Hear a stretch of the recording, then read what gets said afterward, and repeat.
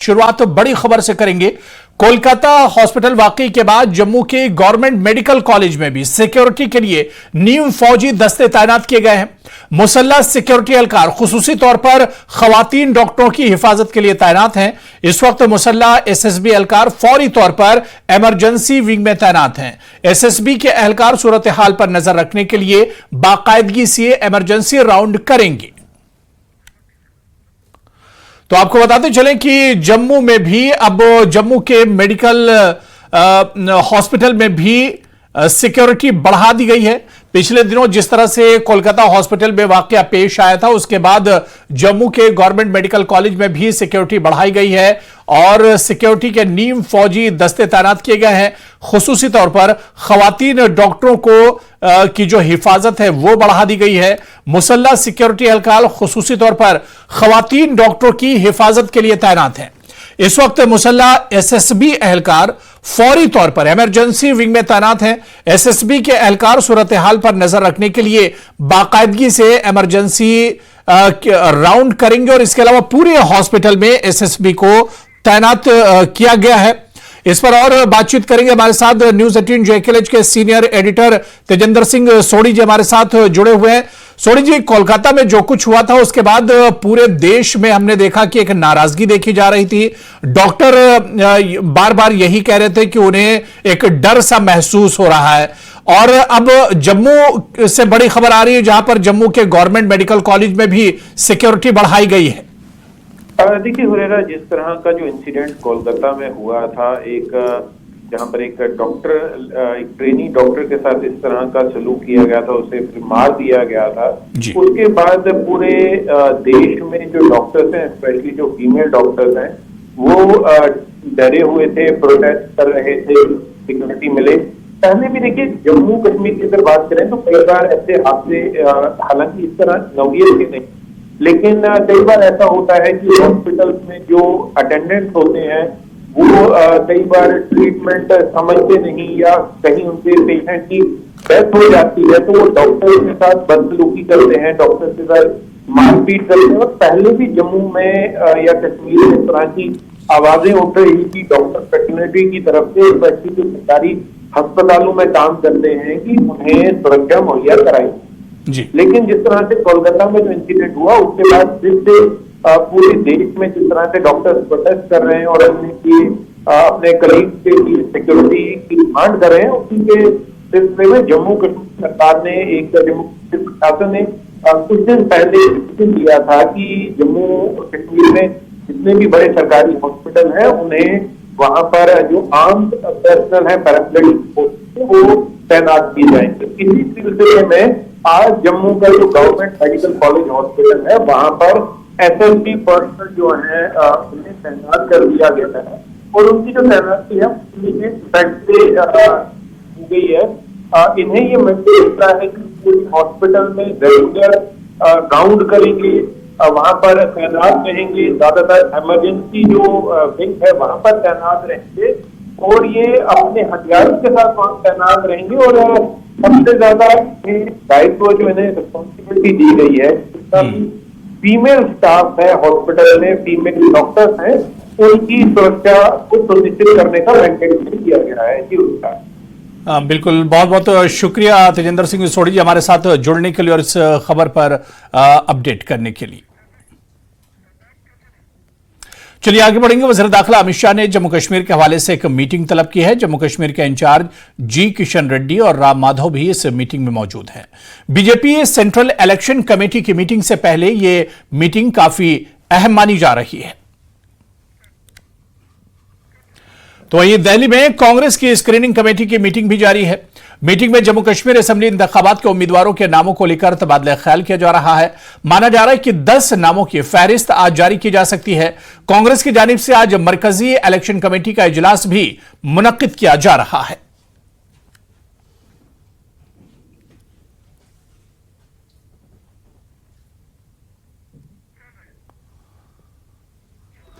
तो जम्मू कश्मीर में इंतखाबी सरगर्मियां तेज हो गई हैं। जम्मू कश्मीर नेशनल कॉन्फ्रेंस के सीनियर लीडर सकीना इत्तू ने अपना पर्चा नामजदगी दाखिल कर दिया है। सकीना इत्तू डीएचपुरा कुलगाम से नेशनल कॉन्फ्रेंस की उम्मीदवार है।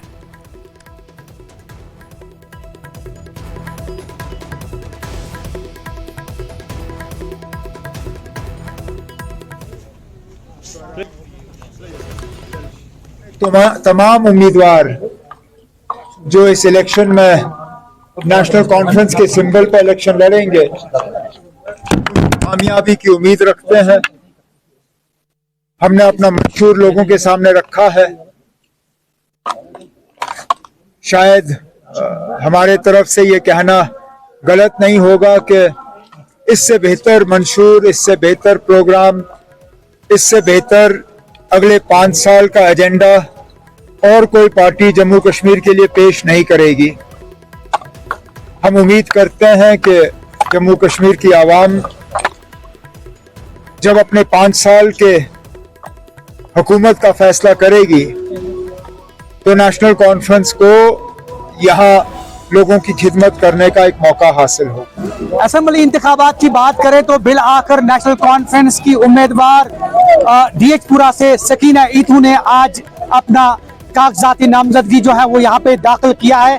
38 डीएचपुरा की अगर हम बात करें और उनके हमरा नेशनल कॉन्फ्रेंस के नायब सदर उमर अब्दुल्ला भी मौजूद थे और दीगर लीडरान भी। और कुल मिलाकर अगर हम बात करें नेशनल कॉन्फ्रेंस की तो नेशनल कॉन्फ्रेंस ने शुरुआत तो कर दी है नॉमिनेशन पेपर्स फाइल करने की। यहाँ पे 38 डीएचपुरा में पहला नॉमिनेशन पेपर जो है वो फाइल कर दिया गया है। और हम आपको बताएं कि नेशनल कॉन्फ्रेंस के नायब सदर उमर अब्दुल्ला ने कहा कि आने वाले वक्त में जो है जो अलायंस है, अलायंस पार्टनर कांग्रेस और दीगर जमातों के साथ उनका जो है सलाह मशवरा जारी है। जल्द ही लिस्ट जो है वो मुरतब की जा रही है और लिस्ट फाइनलाइज होने के बाद ही जो है वो आवाम के सामने रखी जाएगी। और ऐसे में चूंकि चंद ही दिन रह गए हैं, अगर हम इन हल्के इंतखाबात की बात करें, नॉमिनेशन फाइल करने की बात करें तो इस हवाले से चंद ही दिन रह गए हैं। ऐसे में उमर अब्दुल्ला ने कहा कि किसी भी जमात ने अभी तक जो है अपनी लिस्ट जो है वो सामने नहीं लाई है, लेकिन अब हम उम्मीद जाहिर कर रहे हैं कि अगले घंटों में जो है लिस्ट सामने आएगी नेशनल कॉन्फ्रेंस की। चूंकि अलायंस के साथ जो है उनकी बातचीत जारी है और जो ही लिस्ट फाइनल हो जाती है तो अवाम के सामने जो है वो रखी जाएगी। ज़हूर Rizvi, news 18 network, डीएचपुरा, Kulgam. PDP उम्मीदवार महबूब बेग ने अपना परिचय नामजदगी दाखिल किया है। वो अनंतनाग सीट से उम्मीदवार हैं। महबूब बेग अपने हामियों के साथ रिटर्निंग ऑफिसर के दफ्तर पहुंचे और अपना परिचय नामजदगी दाखिल किया।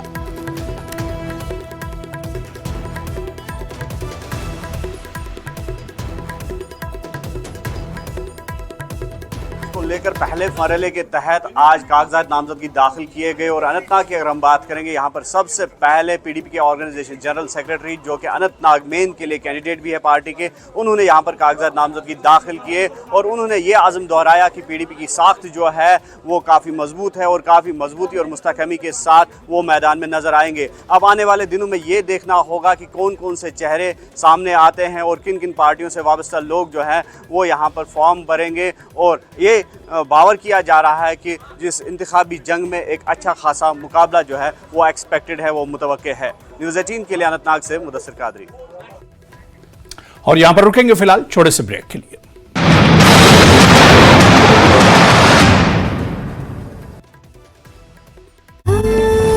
को जल्द रेस्क्यू किए जाने की उम्मीद। लाहौल स्पीति के काजा में 3 दिवसीय राज्य स्तरीय लादरचा मेले की धूम। लादरचा मेले के दूसरे दिन भी कलाकारों की दिखी धूम।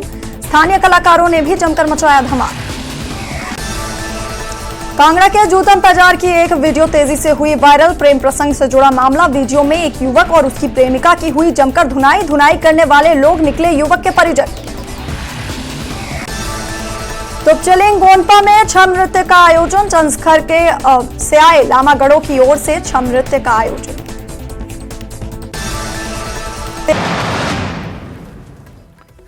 सीनियर लीडर और साबिक एमएलए अब्दुल रहीम राथर ने जम्मू कश्मीर अपनी पार्टी छोड़ दी है। न्यूज़ 18 से बात करते हुए उन्होंने कहा कि अपनी पार्टी अपने एजेंडे से हट गई है। उन्होंने कहा कि अपनी पार्टी की बीजेपी के साथ मुसलसल वाबस्तगी की वजह से पार्टी छोड़ने का फैसला किया है।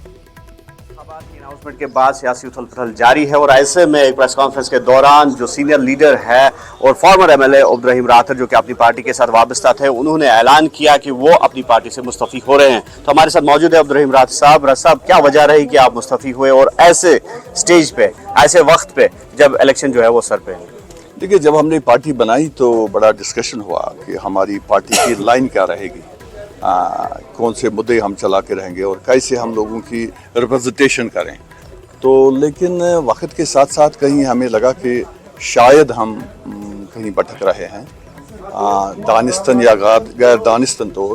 तो मैंने अपनी तरफ से बड़ी कोशिश की कि हम इसको सही डायरेक्शन पर लाए, और एक कन्फ्यूजन सा पैदा हो गया, ये क्लैरिटी नहीं थी कि हम अगर चलते हैं तो हमारी डायरेक्शन क्या है। मैंने अपने तजावीज़ दी पार्टी के लीडरशिप को। मुझे लगा कि शायद सीरियसली नहीं लिया जा रहा है, और वही वजह बनी। और फाइनली जब हमारा इलेक्शन का मैनिफेस्टो बन रहा था, उस टाइम मैंने उन तजावीज़ के बारे में पूछा कि आप मुझे बता दीजिए उन तजावीज़ पर क्या अमल दरामद हुआ।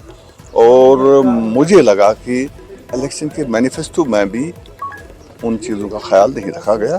मैंने उसी टाइम अपने लीडरशिप को कह दिया कि मैं ये मैनिफेस्टो लेकर लोगों के पास नहीं जा सकता हूं, और मैं इस पार्टी के टिकट पर इलेक्शन नहीं लड़ूंगा। तो क्या रहेगा आपका फ्यूचर प्लान्स तो क्या है? आज इस तरह से सुनने में आया कि कांग्रेस के साथ भी आप इन टच हैं। 2-3 दिन के बाद मुझे लगा कि नहीं, मुझे क्लियरिटी करनी चाहिए इसमें, और ये बात पब्लिक करनी चाहिए कि मेरा इस पार्टी से ताल्लुक नहीं है। हाँ, ये बात है कि कुछ पार्टीज, कुछ लीडर्स मेरे टच में हैं। देखते हैं, मैं अपने साथियों से आज मशवरा करूंगा। इस मीटिंग के बाद हमारी मीटिंग है, और बात करके कोई फैसला ले लेंगे जो हमारा कंसेंसस बनेगा। लेकिन एक बात बहुत ज़रूरी है कि हमारा जो सेक्युलर किरदार है, कहाँ हमें उस किरदार को तक़वियत मिलेगी, वहाँ जाने की कोशिश करेंगे। और कहाँ हम यहाँ डेवलपमेंट कर पाएँ, यहाँ के लोगों को कुछ सहूलियत दे पाएँ, यहाँ बेरोज़गारी को कम कर पाएँ, यहाँ गुर्बत को कम कर पाएँ, यहाँ अमन और खौफ के बगैर ज़िंदगी लोग गुजारें, उसके लिए कहाँ मेरा रोल और कौन सी ताकत, कौन सी पार्टी इसमें मेरी मदद कर सकती है, मेरी कोशिश होगी। तो हम ये समझे कि जो अपनी पार्टी है वो इस एजेंडे पे नहीं चल रही थी, जैसे आपने सेकुलर एजेंडे का नाम दिया या कुछ और पॉलिसीज थी, तो उस पर अपनी पार्टी खरा नहीं उतर रही है।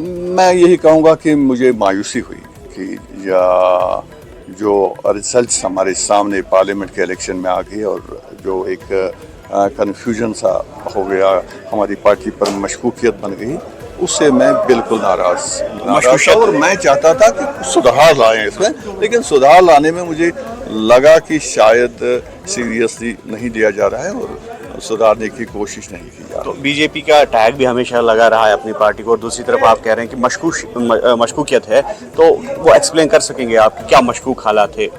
देखिए, एक चीज़ तो क्लियर है, इसमें मुझे कोई कहने में कोई दिक्कत नहीं है कि हमें कहीं ना कहीं बीजेपी के नज़दीक खड़ा समझा जाता था, जो कि हमारी बुनियादी, जो हमारा जब हमने पार्टी बनाई, जो हमारा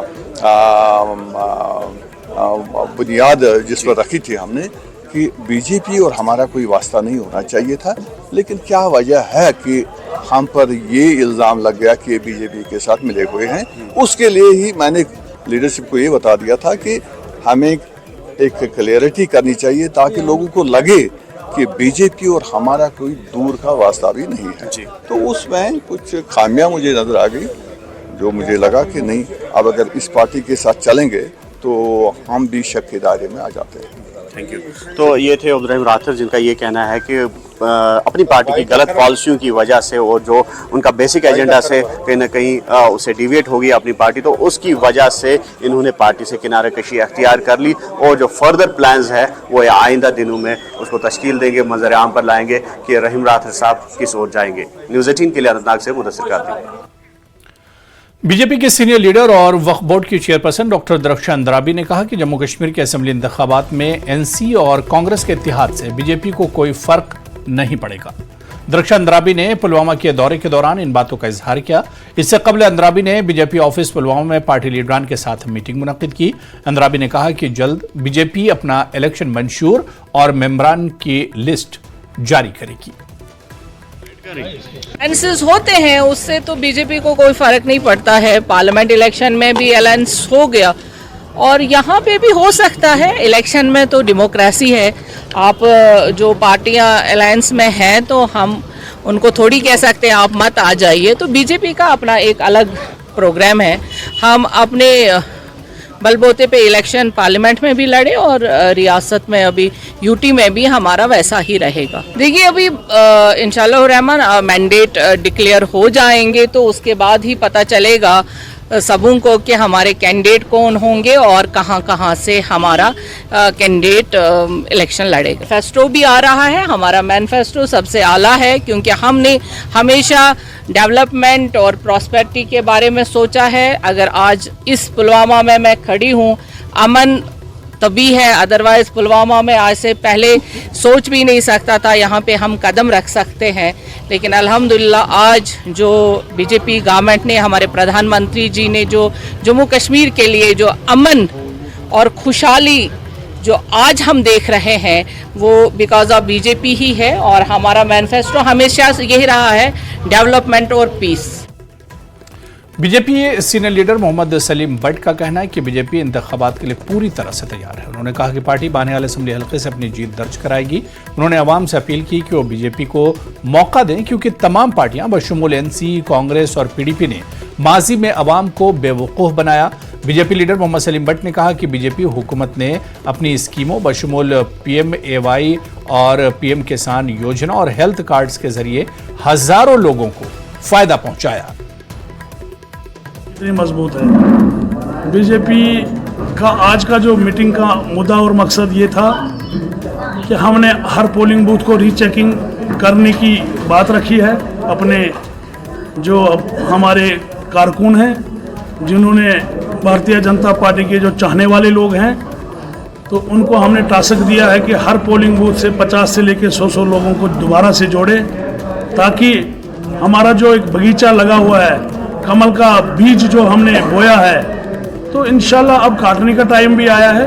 मगर हम चाहते हैं कि अपने बगीचे को हम अच्छी तरह पैरवाई करें, अपने बगीचे को हम सजाएं, सहराएं, ताकि कमल का फूल यहाँ से खिल के जाए तो यहाँ का विकास हो, यहाँ का भाईचारा कायम दायम रहे। और यहाँ पर जो स्कूलों की कमी है वो हम पूरा करने की कोशिश करेंगे। बीजेपी हर असेंबली हल्के में अपना उम्मीदवार खड़ा करेगी और जीत दर्ज करेंगे। इन बातों का इजहार बीजेपी के सीनियर लीडर और प्रभारी डॉक्टर अली मोहम्मद मीर ने किया। डॉक्टर अली बीजेपी की जानिब से खान साहब बडगाम में उम्मीदवार के तौर पर मैदान में हो सकते हैं, ताहम इसका अभी पार्टी की जानिब से कोई हतमी फैसला नहीं आया। डॉक्टर अली ने कहा कि कांग्रेस की मजबूरी है कि वो इत्तेहाद करे क्योंकि वो अपने बल पर इलेक्शन नहीं जीत सकते। डॉक्टर अली ने कहा कि पार्टी का उम्मीदवार को लेकर जो भी फैसला होगा वो कबूल होगा। भारतीय जनता पार्टी एक कैडर बेस्ड पार्टी है, एक संगठन वाली पार्टी है। यहाँ इलेक्शन 3 फेज में होने वाला है। फर्स्ट फेज साउथ के लिए है। आज शाम तक साउथ का रिजल्ट आएगा। इंशाल्लाह नेक्स्ट टर्म सेंट्रल कश्मीर का रिजल्ट आएगा, उसके बाद नॉर्थ का आएगा।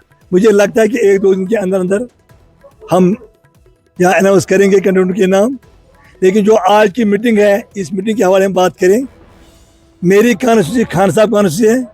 मेरा गाँव मेरा देश, चैरिटी बिजनेस एट होम। अगर हम स्टार्ट करें अपने घर से करें, अगर हम स्टार्ट करें अपने गाँव से करें। मैंने आज पदाधिकारियों की बैठक बुलाई है, हर एक गांव से 2-2, 3-3 आदमी, जिनके साथ मैंने मशवरा किया हमें क्या करना चाहिए और हमें कैसे आगे बढ़ना चाहिए। उनको मजबूरी है, उनको अलाउंस करने की मजबूरी है। उनको पता चल गया पार्लियामेंट इलेक्शन में कि उनकी ज़मीन खिसक रही है।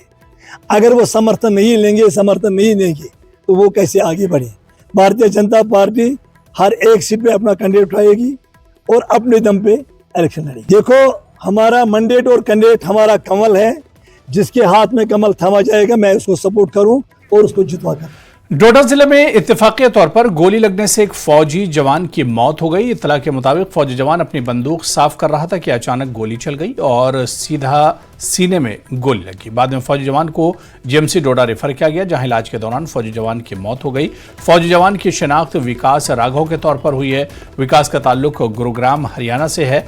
पुलिस ने इस मामले में FIR दर्ज करके तहकीकात शुरू की है।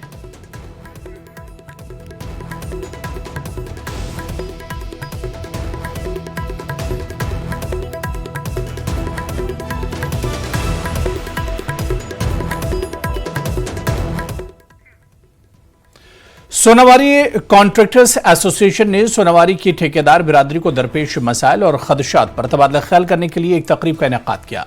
तकरीब की सदारत नौमुंतखब सदर फिरोज अहमद वगे ने की, जबकि एसोसिएशन के दीगर सीनियर कॉन्ट्रैक्टर्स भी मौजूद रहे। Executive engineer R&B division Sumbul के साथ साथ AEE इरिगेशन और फ्लड कंट्रोल डिपार्टमेंट ने बतौर मेहमान शिरकत की। इस मौके पर ठेकेदारों ने सरकारी मंसूबों को शुरू करने के बारे में अपने मसाइल से आगाह किया। उन्होंने ऐसे मसाइल के हल के लिए अपने ताउन का यकीन भी दिलाया। कॉन्ट्रैक्टर्स एसोसिएशन सोनावारी ने LG इंतजामिया से अपील की कि वो कॉन्ट्रैक्टर्स के ज़ेरे इल्तवा और दीगर शिकायत को दूर करें। अपने तमाम इन ठेकेदारों के जो ठेकेदार साहिबान हैं जिन्होंने मुझे चुना, इस काबिल समझा और मुझे आज ये ओहदा इसमें मुझ पर इत्मीनान किया और मुझे इस ओहदे से नवाजा है। हमारी यही कोशिश रहेगी और गवर्नमेंट से यही अपील रहेगी, जो भी हमारा बकाया रकम है उसको वागुजार किया जाए। हम गवर्नमेंट से ये गुजारिश करेंगे कि इसमें हमारे साथ ताउन करे, चाहे वो डीसी साहब हो, हमारे ज़िले के अफसर बड़े डीसी साहब आते हैं, उनको हमारी ये गुजारिश रही कि डीसी साहब इस पर गौर फरमाए ताकि तामीराती जो काम है वो। मेंढर के गुरसाई और हरनी की ड्राइवर्स मेंढर ता सुरनकोट सड़क की खस्ताहाली से परेशान है। सड़क की टूट फूट से मकामी लोगों को शदीद परेशानियों का सामना है। लोगों का कहना है कि इंतजामिया गहरी नींद में सोई हुई नजर आ रही है। मेंढर से सुरनकोट और दीगर मुल्का इलाकों तक सड़क पर गड्ढे निकासी का मुनासिब निजाम न होने और धूल भरी हुई है, जिसकी वजह से मुसाफिरों को बहुत ज्यादा तकलीफ होती है। ड्राइवरों ने गवर्नर इंतजामिया से सड़क की फौरी तजदीद मरम्मत करने की मांग की। आप देखें कि मेंढर टू जड़ा वाली रोड जो है ये हमारी एक हार्ड लाइन रोड है, कश्मीर के साथ बिलोंग करती है। इससे पहले भी आपको पता है नाज़िम साहब, आपने कई बार ये न्यूज़ चलाई है और बड़े शर्म से ये मैं कह रहा हूँ कि PMGSY जो है ये दावे कर रही थी कि BG बुलनोई रोड पे भी दावा इन्होंने किया था कि हम बनाएंगे। हमने ये भी उस वक्त कहा था कि आप PMGSY के अंडर करें, लेकिन अल्लाह का लाख लाख शुक्र है कि ये PMGSY के अंडर ये BG बुलनोई रोड नहीं हुई। क्योंकि आज के दिन में आप देखें कि मेंढर टू सुरनकोट रोड जो है उसकी हालत देखें, 5 साल का कॉन्ट्रैक्ट होता है और जितनी भी रोड है आप संगाला से ऊपर जाएं और उसकी क्रिटिकल कंडीशन देखें कि कंडीशन क्या है। कम से कम 3-3, 4-4 फुट जो है मीटर जो है खड्डे पड़े। तो चलिए इस बुलेटिन में अभी फिलहाल इतना ही। आदाब।